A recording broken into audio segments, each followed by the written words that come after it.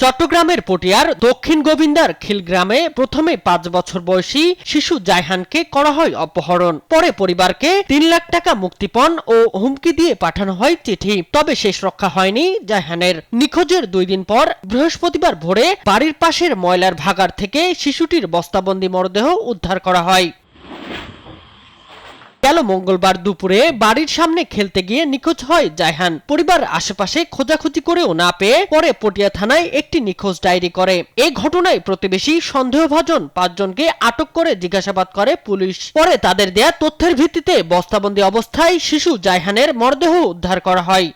একটা চিঠি দিয়েছে এখানে, তারপর চিঠির ঘটনার পর এই কালকে তদন্ত করার পর সিআইডি পুলিশ সহ প্রশাসন তদন্ত করার পর লাশটি খুঁজে পায়।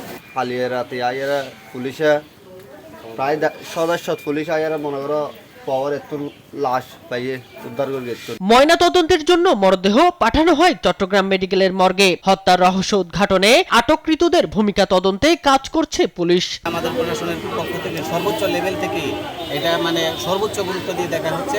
আমাদের এসপি স্যার এবং আমাদের ঊর্ধ্বতন কর্তৃপক্ষের নির্দেশে আমরা সেটা খুব সুন্দরভাবে এবং দৃঢ়ভাবে এবং খুব সুচারুভাবে এই মামলার তদন্ত কার্যক্রম শেষ করব এবং অল্প সময়ের মধ্যে যারা আসামি আছে তাদেরকে বিচারের আওতায় নিয়ে আসবো। এদিকে মুন্সিগঞ্জের লোহজংয়ে সোহেল মুন্সি নামে এক ভাঙারি ব্যবসায়ীকে কুপিয়ে হত্যার অভিযোগ উঠেছে দুর্বৃত্তদের বিরুদ্ধে।